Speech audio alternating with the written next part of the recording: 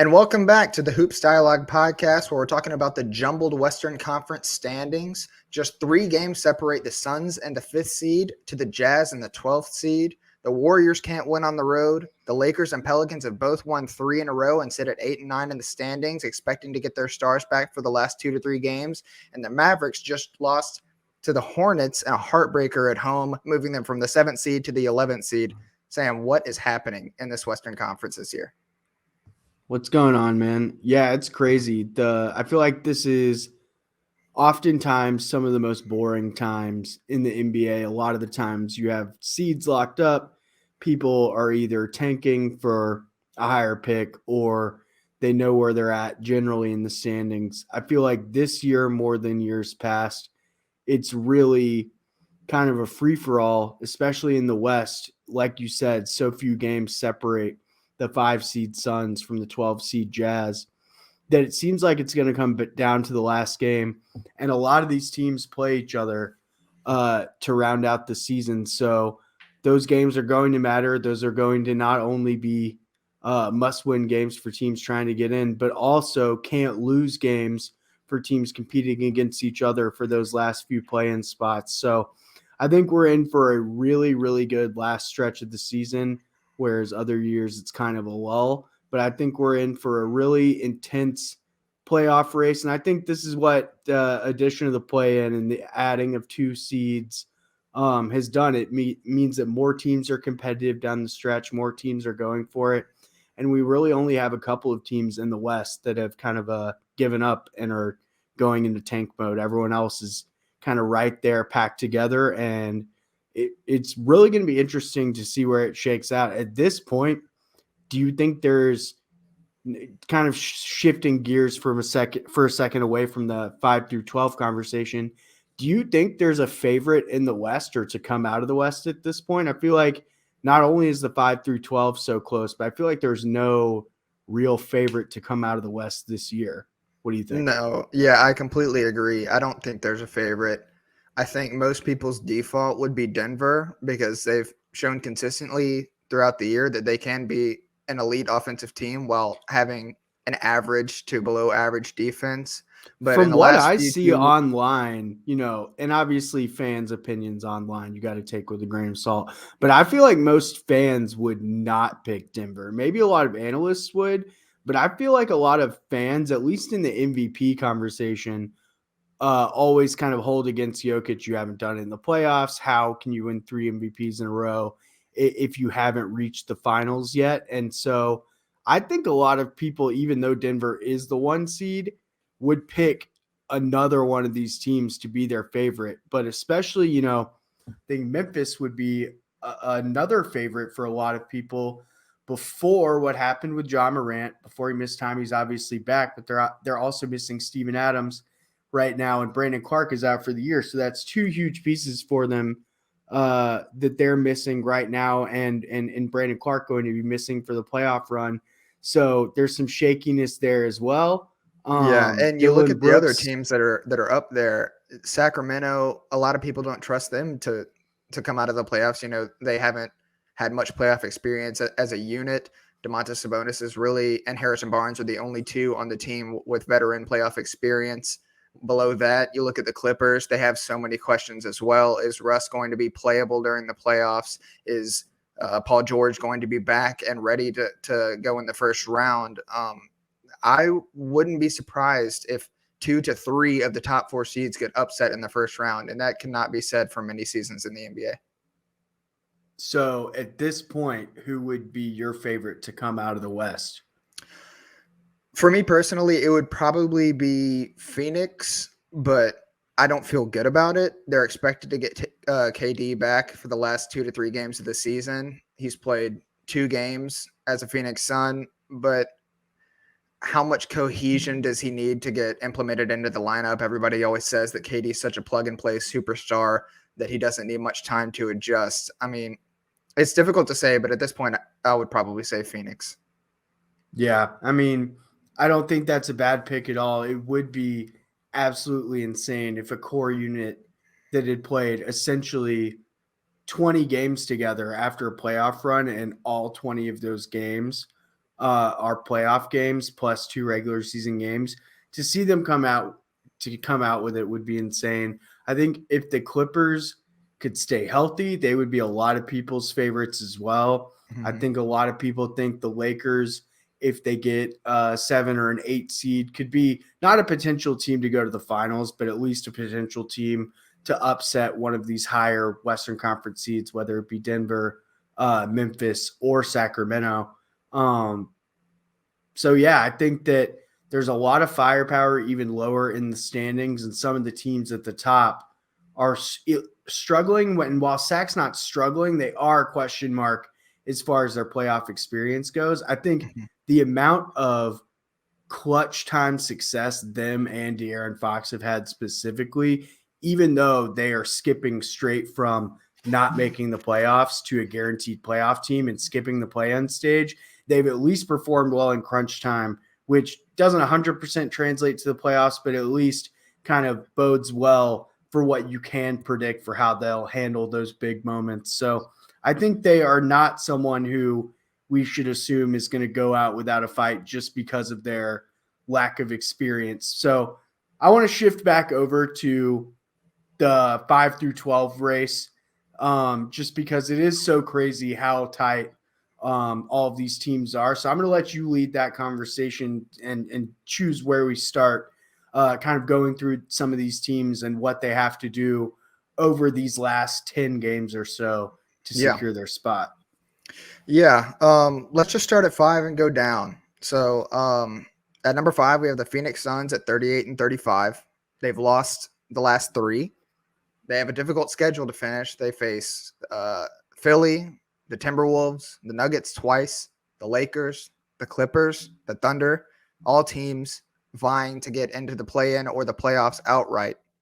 So, what are you seeing from Phoenix, and do you expect them to fall in these next coming games, or do you expect them to hold their number 5 seed? So, man,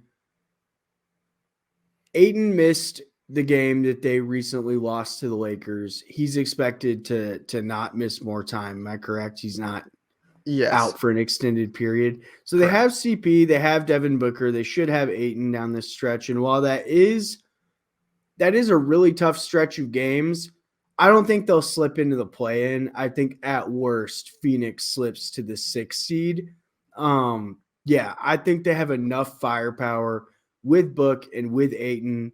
And some nights Chris Paul is able to show up and fill more of a scoring role. I think they should be able to essentially go 500 in this stretch of games. Like, will they beat Denver twice? No, I don't think so. But if they could pull off one against Denver, who's also been struggling, then I think that essentially going 500 and staying in that around 3 games over 500 range, I think there will be enough teams that end up around 500 in the play-in stage that I think the Suns should be able to hold on to the 6th seed and make the playoffs outright. But what do you think?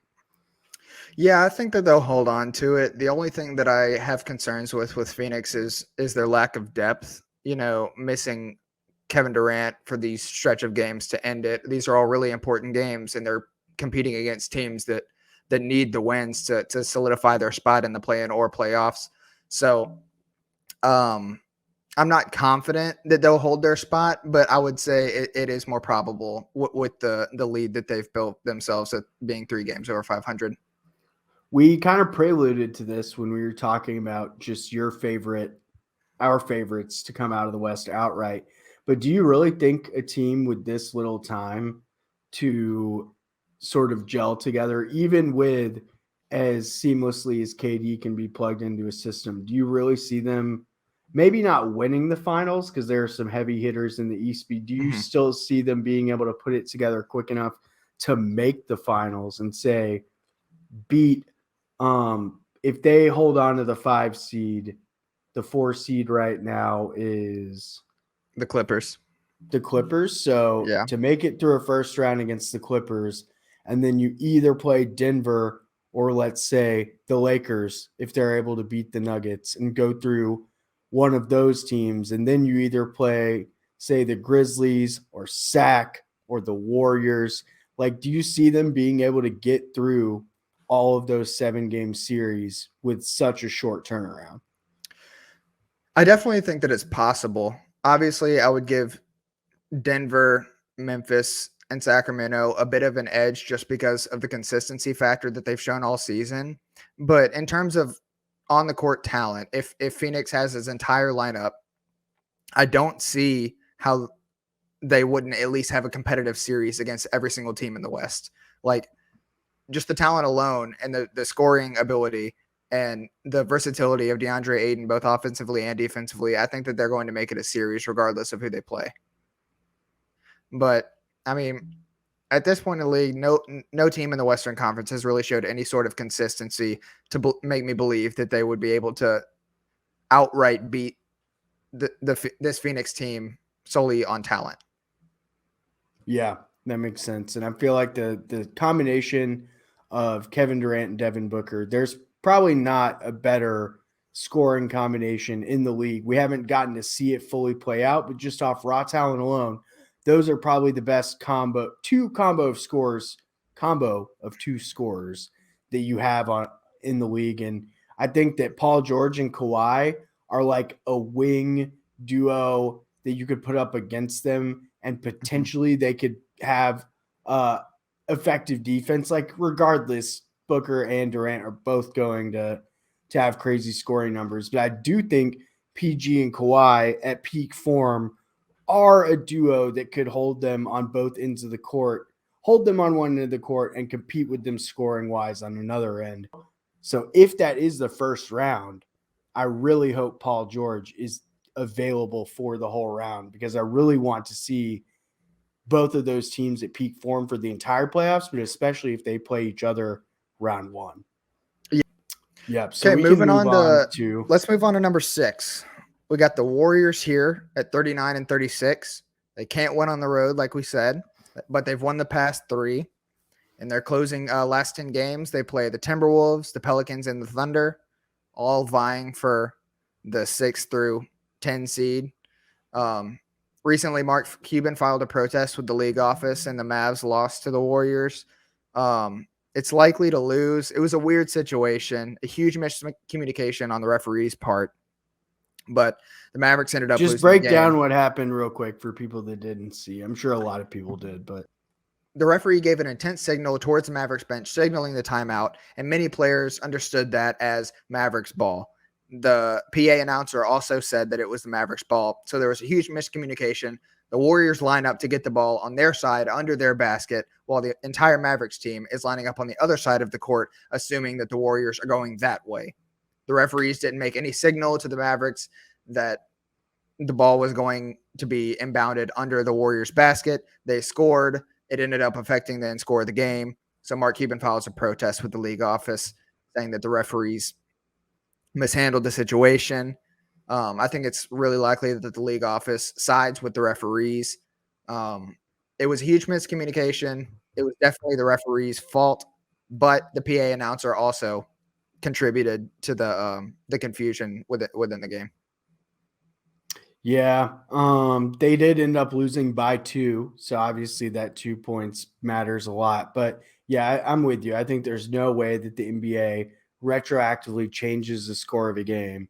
That would be like an unprecedented level of throwing the refs under the bus, and we just haven't even seen anything close to that level of accountability when it comes to the NBA kind of holding the refs to the fire. We see them find players and hold players publicly accountable way more often than we see them say anything about the referees. So I think that there is no way that the Mavericks get any sort of change or adjustment to their record based off of this. The league might acknowledge, that the referees messed up, which is kind of the extent. Like, there's a report at the end of every game that kind of details we got this call right, this call wrong, and they kind of apologize and move on. But it doesn't really seem like there's like enforcement or accountability as far as the league side goes with holding the referees accountable. So I'm with you there. Let's just talk about the Warriors more in general. It's super weird that they can't win on the road. Draymond said it himself that team with the championship pedigree has to be able to win on the road. So that leads me to ask you this question. Do you think last year was it for the Warriors as far as being a serious contender goes? And when I say serious contender, I'll say Western Conference Finals, not just getting to the finals. But we obviously know the Warriors will be in the play-in at the very least. I think they'll either avoid the play-in or just if they do slip into the play-in, I think they'll definitely win and get into the playoffs. So I'm not asking you if the Warriors are going to miss the playoffs, Mhm. but do you think their time as a true contender is over? No, I don't personally. I think a lot of what the season has contributed to this all this losing on the road is they can't stop anyone. And a large reason why they can't stop anyone is one, they've missed Andrew Wiggins for an extended period of time due to personal reasons. And two, they just traded a huge asset in James Wiseman. Well, I don't know if he was actually a huge asset at that time. Essentially, they traded him back for Gary Payton or Gary Payton II, who has missed every single game since they traded for him. So adding those two guys back in, you got some more defensive versatility. You're much more likely to get stops going down the stretch, especially on the road. I think that they could still upset most of anybody. I mean, you have Steph Curry, Klay Thompson is rounding into form. He may not be the defender that he used to be, but he's still back to Klay offensively. And you add those two defenders back into the mix. I definitely think that there's still a chance, even if it's a 5% chance for them to pull it out and get to at least the Western Conference Finals this year. Yeah, I respect it. I just don't see it, honestly. I can see them winning in the first round, but I think one of these more up and coming teams, or even just like, say a team like the Clippers or something, I just think some of these teams are just more built to compete and go through long stretches. And obviously, having Steph, Clay, and Draymond and the experience they do have, I think they'll never be an easy out in the No, playoffs. absolutely But not. I think after going through years of missing the playoffs, being in the lottery, Clay essentially missing like 2.5 years. I think last year, them being able to pull it together for one last championship to cap off the dynasty was incredible. But to me, that's exactly what it is. Like, I think that is the closing chapter. Not that we won't see high level or competitive basketball from the Warriors, but I just don't see another championship run or even a Western Conference Finals run this year. Like, you have to be able to win on the road in the playoffs specifically. And I just think that's going to come back to bite them this year. Yeah, I think it certainly could. Anything else on the Warriors? I think that's it. I mean, they hold, a 2.5 game lead on the number 7 Timberwolves. They're not really at risk of falling into the play-in. They play, like I said, 3 out of the last 10 are in the Western Conference running. That's less than most teams on this list. So they may have some non-competitive games down the stretch. I think they're going to safely make it out of the play-in. And they'll definitely be trying to win those road games because, like, that is a narrative that they're certainly hearing as well. So Oh, I absolutely. think even though they aren't necessarily in danger of like losing their hold on their seed, I still think they'll take especially those road games down the stretch seriously. So Yeah, no question. Okay, moving on to number 7, we have the Timberwolves at 37-37. They've won 2 in a row. Cat is back. They play the Warriors, the Lakers, and the Pelicans in the last 10 games. All very, very close to them in terms of the standings. Cat has returned. He's looked good in the past 2 games and is expected to return tomorrow, Sunday, against the Warriors. What are you seeing from the Timberwolves this year? think that they're at risk to losing to some of these teams in the play-in tournament. Honestly, like right now, they would play the Lakers, and if I was betting, I'd pick the Lakers. I think D'Angelo Russell and Jared Vanderbilt want to beat their former team. They both looked really good. I think Braun will be back at that time, and honestly, if AD is healthy, I take him versus Gobert and Cat like 7 days out of the week, honestly. So to me, I think the Lakers would, that's obviously not who they want to play in the play-in game. They would much rather play the Thunder, I think. But I think Minnesota and New Orleans would be kind of next on that list of who the Lakers. I don't think the Lakers want to play Luka. I don't think anyone wants to play Luka in the play-in game. And similarly, I don't think anyone wants to play LeBron. So for me, I think the Timberwolves are at risk of not making the playoffs, losing 2 games in the play-in. And I think that, everyone knows they overtraded for Gobert in terms of the assets that they gave up. And so, Who has not my looked like himself defensively this year, by the way. Yeah, not at all. So my general outlook for this team is not super optimistic. I'm very high on Anthony Edwards. I'm super high on McDaniels. And I think that they will be a tough team to face in the play-in or playoffs, but let me say play-in. But honestly, I think if they make the playoffs, they'll be a quick out, like to one of these top Western Conference teams, whether it's Denver, Memphis, or even Sacramento. I think any of them could give the work to the Timberwolves. So honestly, not super high on Minnesota this year. I like Naz Reid a lot too. Let me not leave him out either. I think that he's a super, super underrated bench scoring piece, but I don't know. It seems like they should have just kept Naz Reid and Walker Kessler and not gone and gotten Rudy Gobert. And from there, I just for the same reason there was a ceiling on those Jazz teams' ability to win in the playoffs, I think that same ceiling is going to exist for the Timberwolves. The Timberwolves played about 20 games with Cat, Gobert, and Edwards in the lineup. They were hovering in or under 500. They didn't look great, especially defensively. Cat's returning. They've won the past 2. That's good to see, especially with Edwards out. But I just don't know if I trust their cohesion as a unit with the 2 big lineup, trying to implement it in the last 10 games of the season, going into playoffs. It's just they're in a very unique scenario.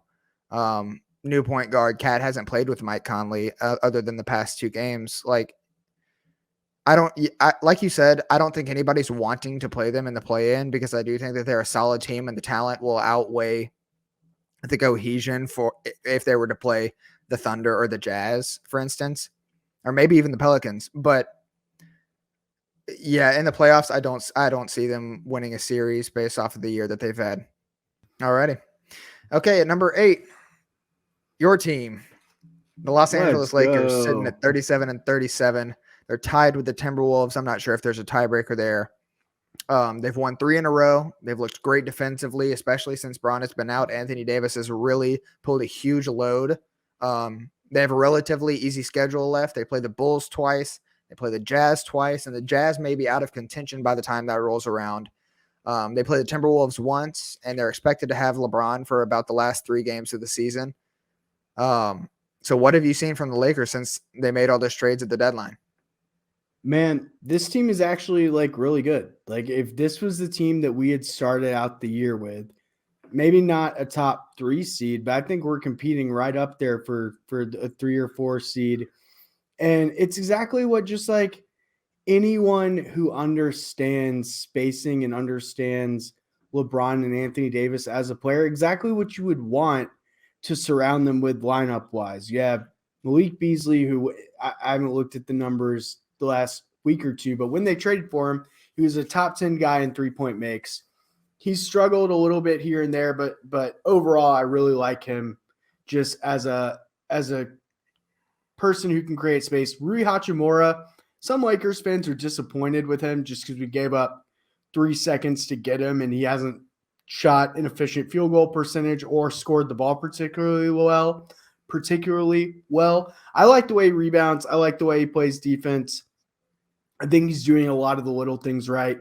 And the players that I really want to highlight, the new additions, are D'Angelo Russell, who's just been absolutely insane in pretty much every game he's played in since missing some time with that ankle injury. I think he is a really good fit next to Anthony Davis in their pick and roll I think will give a team like Minnesota, who's reliant on those big lineups, a lot of problems. And D'Angelo Russell is super familiar with how Gobert and Cat defend the pick and roll, obviously, from being on their team all year and with Cat for multiple years. So, and then Jared Vanderbilt has just been like an absolute pleasure to watch. Like the way he switches, just the way his motor, everything. Honestly, like if you just watch his hips and the way he is able to move laterally and essentially sprint with players while guarding them off the dribble and change direction so quickly, his footwork is incredible. His motor is incredible. Jared Vanderbilt is, I think, pretty much like 90% of the reason our defense has looked so good. And Jared Vanderbilt and Anthony Davis together as a combination it just hits different. Like Brandon Ingram was giving us the work when we were having to Pat Beverly and Anthony Davis in switches. That big body defender who can guard players like that's who's going to guard Kevin Durant for us. When KD wasn't playing the other night, he was guarding Devin Booker. That's who's going to guard Luka for us. That's who's going to guard Kawhi for us. Like every team, if we were to somehow be in the finals or play an Eastern Conference team, that is who would guard Giannis. That is who would guard Jason Tatum. Like Jared Vanderbilt is absolutely the center of this defense, and he's been on the team for like 15 games. And I also really just want to shout out Austin Reeves because I think that especially the playmaking, the role that he's filled in since LeBron has been out, just improving his playmaking, improving his two-man game and pick and roll game with Anthony Davis. He's been incredibly efficient. He gets to the line a ton. I think that he's an incredible addition to this team, even though, he's not new, having to work his way into a new coach's system this year after being an undrafted rookie last year. There was no guarantee that after building up all of that goodwill with Frank Vogel, that was going to transfer over to Darvin Ham. And it has. He's like forced the issues, forced himself into the lineup. And there's no way the Lakers are going to be able to afford to keep Austin Reeves, given that Vanderbilt has an option. They're going to have to re-sign D'Angelo Russell. They have Rui Hachimura as a restricted free agent. So, like, I think they're going to bring those guys back, and Reeves will ultimately go to a team that has more money. But right now, Reeves and Dennis Schroeder, I think, are two of the most underrated bench pieces in the NBA, whereas we had to have them starting for most of the year with the lack of depth that we had to start the season, mostly because of the size of Russell Westbrook's contract, which is not his fault, but it's what you kind of take on when you trade for a supermax contract like that. So I just think I've been ranting for a minute, but like the restructuring of the team at the deadline should have happened in the off season. Obviously, teams were just being like more cheap about what they were willing to trade for Russ.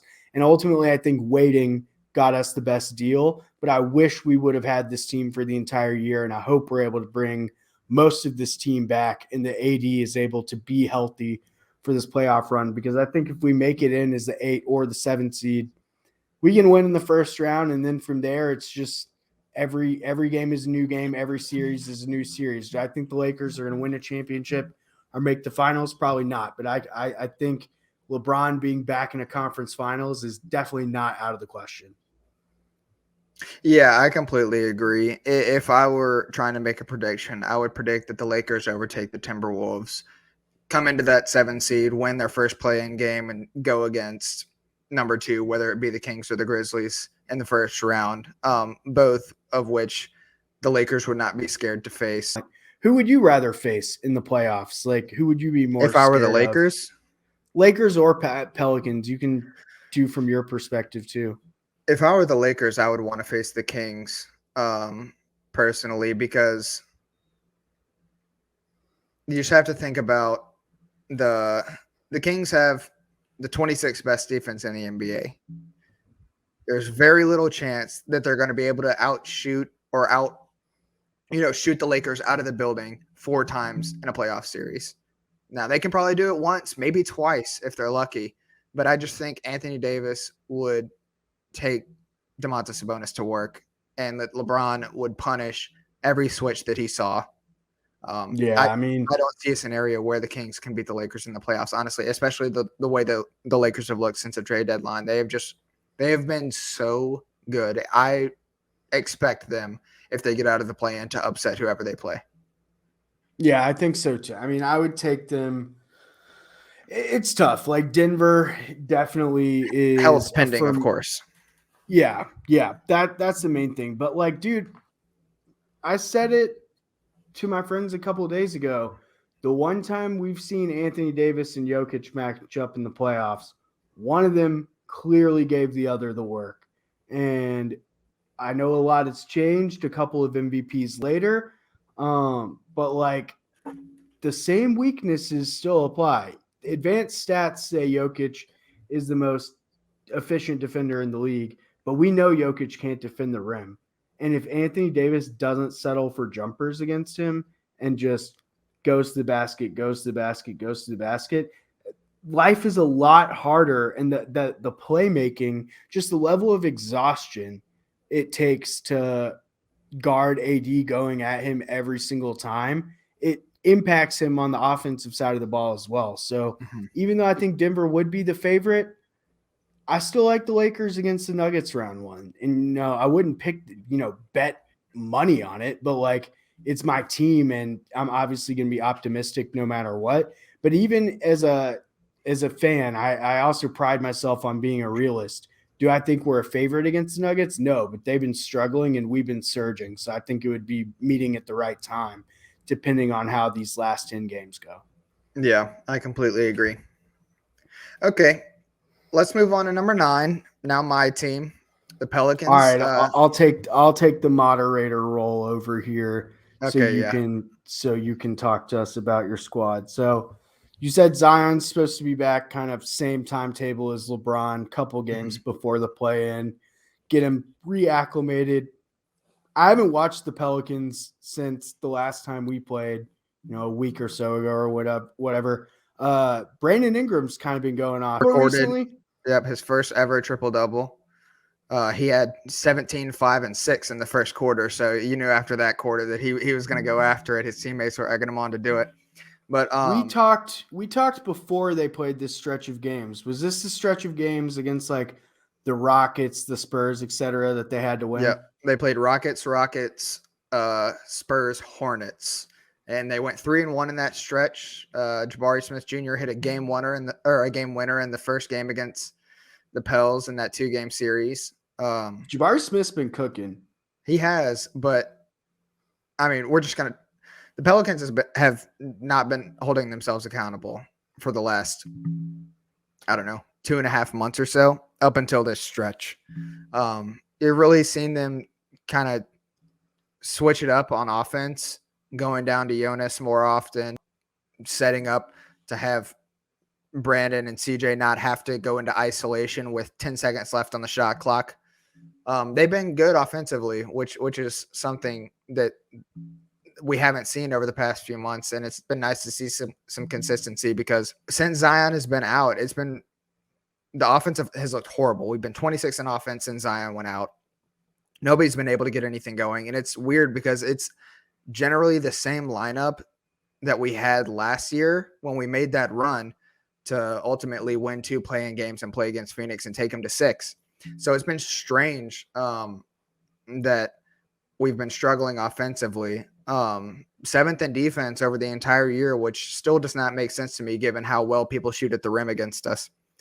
But regardless, if we do get Zion back for the last 3 games and the play-in, I wouldn't want to face the Pelicans either. I think it would be more difficult to implement him into a lineup than it would, say, LeBron, considering he, Brandon Ingram, and CJ have only played 10 games together.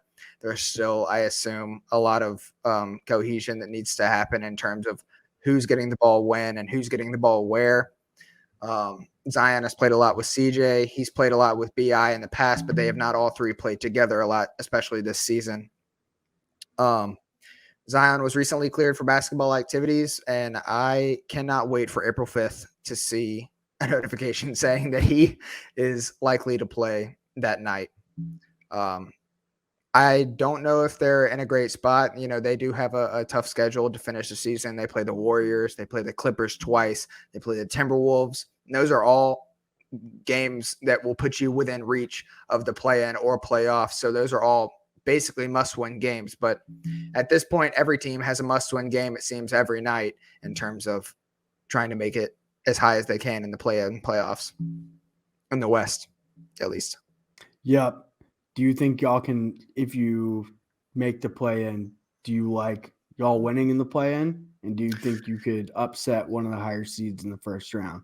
I basically see it as neither team will be able to stop each other for 3/4 of the game. So it's going to come down to the fourth quarter essentially every time, and who's able to convert offensively and defensively. I still obviously think Denver would be the overwhelming favorite. If we did get into the 7 and played Memphis, I don't know.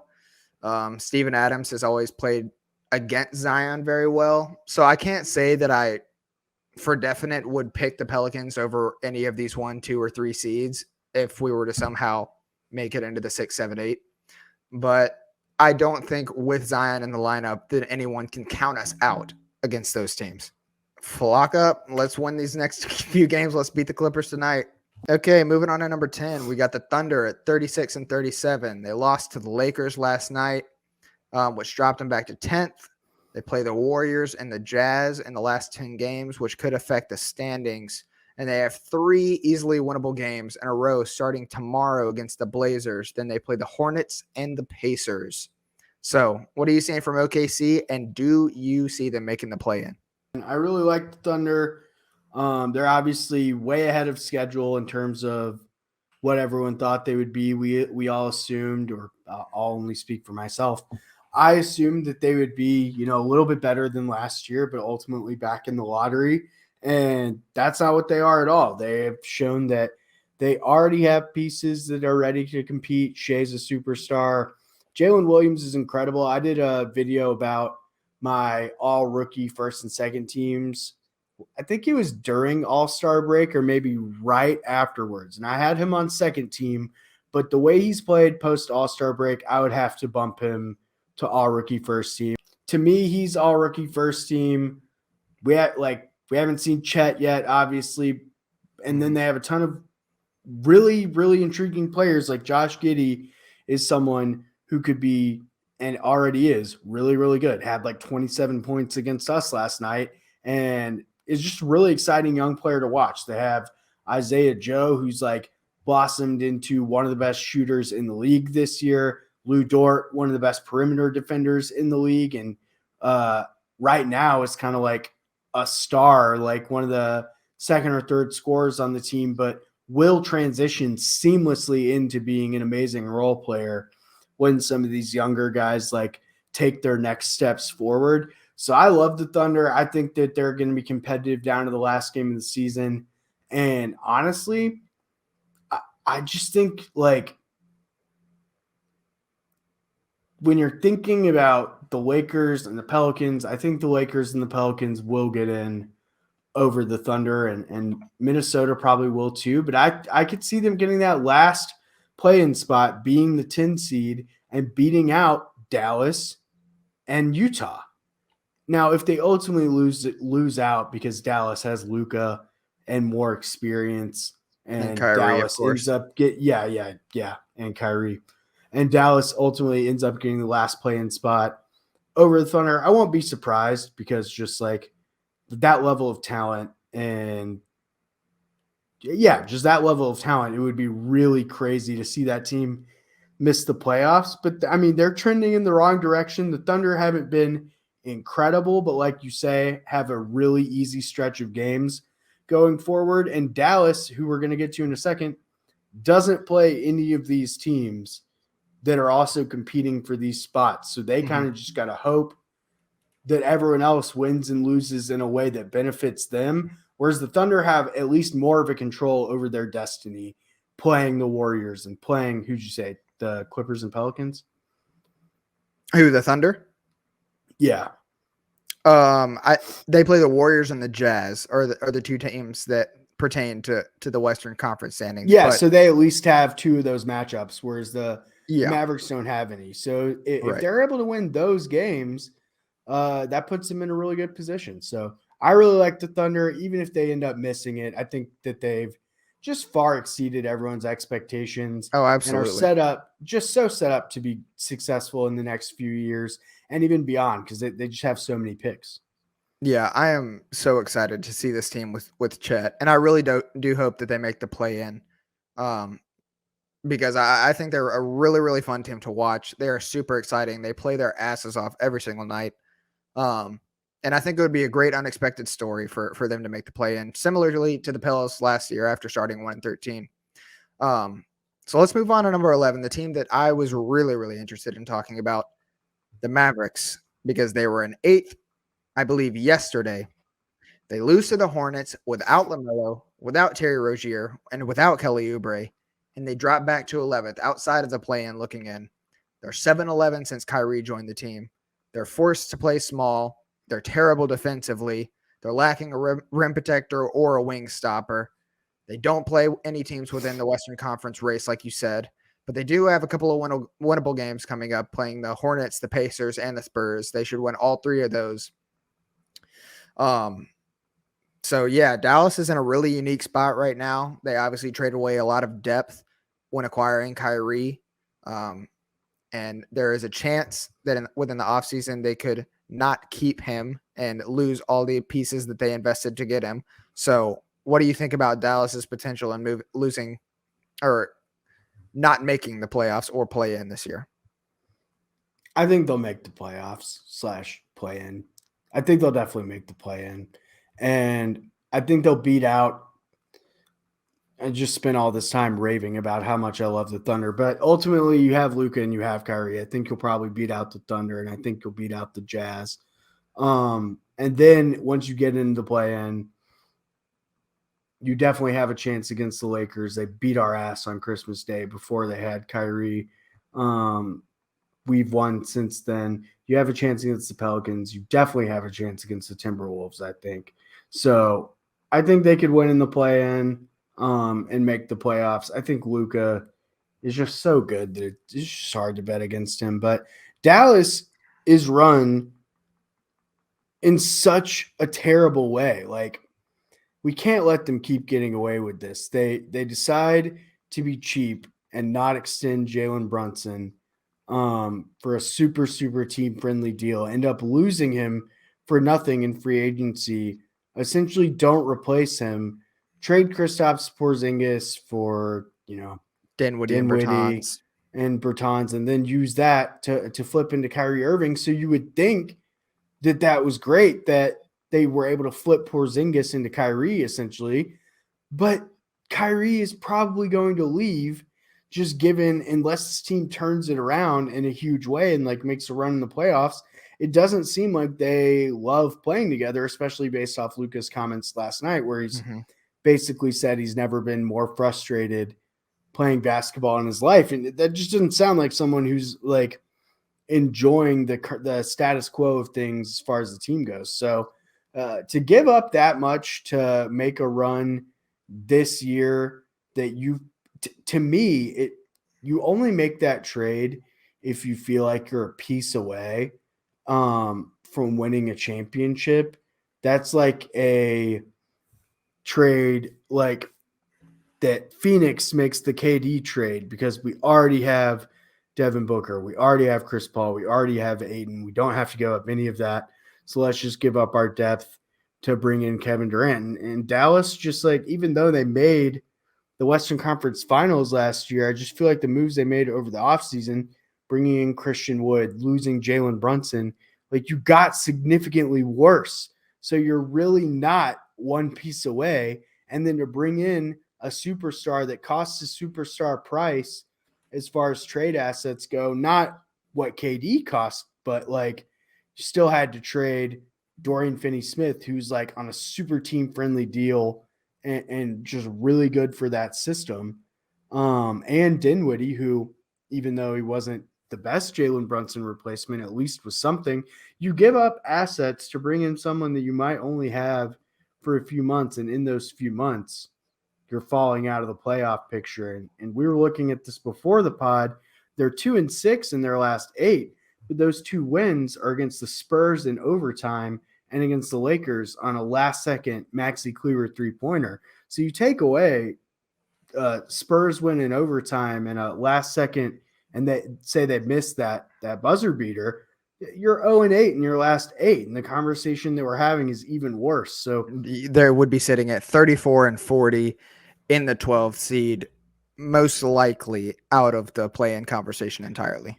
yeah, so those 2 wins, they're like even lucky to have. So that's important context. And one thing we were also talking about before the pod is they're just so consistently at the bottom of the league in assist totals, even though Luka is a triple-double machine, and in team assists, they're bottom 3 over these last 10 games as well. And that just feeds into what the eye test is saying, which is their only offense is Luka isolate, Kyrie isolate, Luka isolate, Kyrie isolate, and then stagger their minutes some and do the same thing. They don't have a system with these two. Luka and Kyrie seemingly don't play well off ball together, but Kyrie was so good off ball with Kevin Durant, it doesn't really make sense.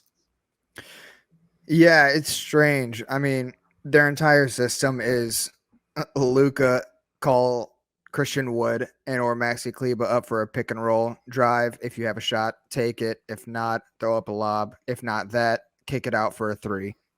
I mean, And most of it's us incredibly knew, readable. And in the playoffs, I think when things start to slow down, obviously nobody's going to stop Luka or Kyrie, by themselves. But I think a solid team defense like the Lakers per se in the play-in, I don't think that's going to work as well. yeah, and I mean, we all did know after the Kyrie trade that this team was going to give up a ton of points. Luka as an Yeah. on-ball defender is not, you know, He's a upper huge tier. liability. That's Yeah, what it yeah. is. Yeah, Kyrie as well. Like both of them have moments of being able to lock in defensively, but as far as like a consistent defensive reputation, both of them are lacking. Christian Wood is a severely undersized and just like not good at protecting the rim 5, who you kind of have to play there. So we knew this team was going to give up a lot of points, but their offense has not been productive enough to Make kind up of for the fact. justify that lack of Yeah. production. They're giving up 117 points a game right now, not even looking at like per 100 possessions, but just This is in their last 117 10. points a game in the last 10. And they're scoring 113. So, like, the offense is just not there. And obviously, that's why they're losing. They're giving up more points than they're scoring. You see that and say, duh. But it's multiplied by the lack of assists and just the lack of an offensive or defensive system, seemingly. And I've been someone who's defended Jason Kidd a lot. I really liked him as an assistant coach, thought he really gelled well with the Lakers. And obviously, it takes a good coach to upset the 1 seed by 40 points at home or 40 points on the road in like a game 7 situation like that. Like, I think a lot of that was coaching, but he seemingly does not have a grip on this current iteration of the lineup. And so I think a lot of this does fall back on him as well. Yeah, Do you think Jason absolutely. Kidd's going to get fired? No, I doubt it. I think if there are any changes, it would more likely be in the front office based off of roster construction. Um, I don't think this roster, even when they had the pieces before making the Kyrie trade, was built to play around Luka. Luka Dude, I really needs. can't believe this guy from Nike can't build a basketball team. This I know former it's. Nike executive. You would think Dallas's last 2 president of basketball operations have been a former gambler turned scout and now a former Nike exec turned GM. So, like, do you think at some point they'll hire someone with a basketball background or who's ever like dribbled a basketball? I don't know if I can comment on that, but regardless, I don't think that this roster, even pre-Kyrie trade, was built for Luka Doncic. I think it was just built to bring up as much talent in free agency as they could possibly do, and throughout trades, which ended up being Christian Wood. which is not the best fit around Luka, considering you already had a smaller stretch five who can't defend the rim, and Maxi Kleba, who plays really well around Luka, actually. So I think it would have been better. I mean, I know they tried with JaVale McGee. It just didn't end up working out. But What's the last premier free agent the Dallas Mavericks signed? I think Harrison Barnes was like their most premier free agent. Chandler Parsons, they signed him Because for like 25 sick. mil. They also swung and missed on DeAndre Jordan, that whole thing. That was a huge Yeah, debacle. Dallas and the Knicks need to stop just banking on the idea that free agency is going to happen for them. At least the Knicks were able to get Brunson and Julius Randle through free agency, who have actually become like All-star stars caliber on a players. playoff level team. But yeah, Dallas needs to stop thinking that people are going to move to Dallas. You got to trade for people, my boy. Yeah, I mean, which they did, and it's not working out with Kyrie. Maybe there will be a huge switch, and I mean, they do have easy games coming up: Hornets, Pacers, Spurs. You beat all those. It is likely if you go 500 in your other 5 games that you will make the playoffs over the Thunder, or the play-in over the Thunder.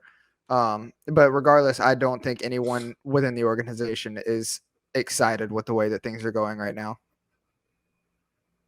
Let's move on to our last team, number 12, the Utah Jazz. They sit at 35-38.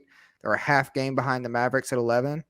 They've lost the last 2, and I personally, I don't know if they're going to be able to make it into the play-in because they're already, a game and a half behind the Thunder at 10. They have a really difficult schedule to finish. They play the Kings, the Suns, the Celtics, and the Lakers twice, those are all must-win games for every team. But I've really liked what I've seen coming out of Utah this year. I think that they did do a little soft reset at the trade deadline that no one is really talking about, and selling off some pieces that were helping them win. But I've really enjoyed watching Utah regardless this season. What do you think? Yeah, I think that the Gobert trade, obviously a huge dub. They got a ton back in the Donovan Mitchell trade as well. Walker Kessler, like I said, he's first team all rookie for me. Agbaji, I don't think he would make second team just because the way he's been playing lately kind of comes a little bit too late post All-Star, I think, for him to make that push. Like I think some guys like Malachi Branham or like Jeremy Sohan have been doing it more consistently throughout the year just because the Spurs have been tanking the whole year as opposed to just after the All-Star break. But I love that they got Lauri Markkanen as like an established All-Star to pair next to whoever they get in the draft. Walker Kessler is like a legit rim protector you can build a defense around. It'll be interesting to see how long like Jordan Clarkson sticks around on this team or if he ends up being a trade asset. I think that if they end up swinging and getting a home run in the draft like they did with Donovan Mitchell, you could just keep Jordan Clarkson around for the ride, and just like maybe this team is back into the playoffs sooner rather than later, next year or the year after. Them, like the Thunder, I think have a super bright future, not to the level of the Thunder or like in Orlando in the East, but I think the Jazz should be super optimistic about their the landscape of their team moving forward. They have an all-star. They have a bunch of good young players. That's not to mention they have one of the best young coaches in the league in Will Hardy. I mean, he is the lineups that he has come out with defensively and the rotations are on point every time. They're playing such a fun brand of basketball, just moving the ball. I mean, they are really just an awesome watch. Really high on my list.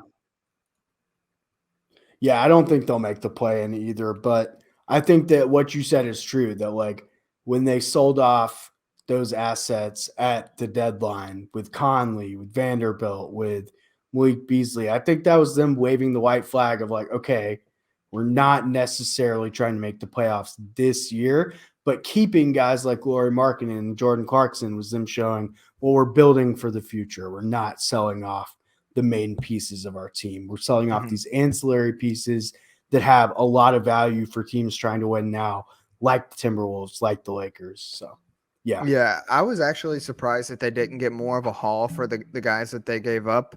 Like they were asking at the beginning of the year and more closer to the trade deadline for first for both Vanderbilt They and got Beasley. first. They got They got first for all three of Conley, Vanderbilt, and Beasley. And then they got 2 seconds from the Timberwolves for Yeah. Conley. But yeah. Right. Very interesting. I would have liked to seen them get more, but when you look at the Gobert trade, you can say that they got 2 or 3 extra picks there. So let's be realistic here. I think they honestly were factoring that into their calculus as well. Oh, I think you have to. Because you just got to look at your collection of picks and say, this is what we'd be willing to accept for these types of players. And then at some point you have to settle, especially if you're trying to get a higher pick in this upcoming lottery. So I got one question for you before we finish it out. Some more of an on the spot predictions. Let's say both of us assume that with the lead the Warriors and the Suns have built, that they stay at the 5-6.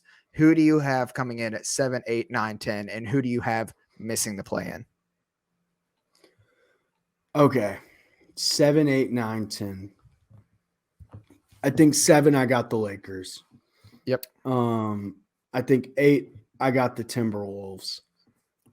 9, I got the Pelicans. 10, I got the Mavericks. Okay. And then I have the Jazz and the Thunder missing.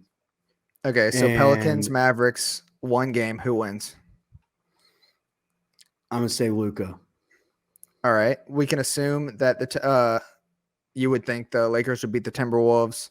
So Timberwolves versus Mavericks. Who do you got? Luka.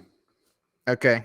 So that would put in the Lakers at the 7 seed and the Mavericks at the 8 seed, along with the top 6 as they are now. Will maybe say, not though, in the same order.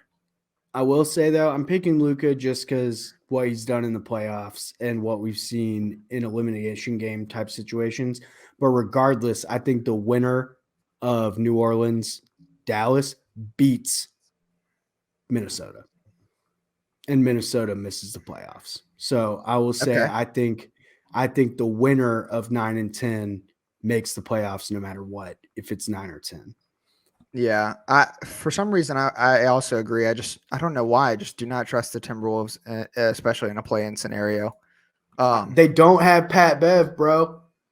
Yeah, that is true. They don't have the Pat Bev to play in MVP. I do think the Lakers will 100% lose one of those Chicago games that they have. Chicago's been playing well recently.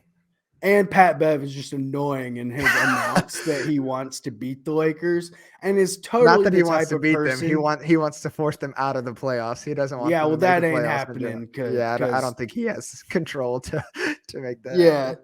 Yeah, but I definitely think he'll probably win like the first game out of that matchup and be like jumping on the table and shit. Whatever, man. I'll take it. Yeah, it'll be funny regardless. Thank you all for listening to this version of the Hoops Dialogue podcast. We really appreciate it. This Western Conference is going to be crazy going on the stretch, so don't miss a game. Keep looking at the standings every day because they're going to switch constantly. But we're going to be coming back with more content just like this, and we appreciate y'all listening. Comment down below. Peace. Peace.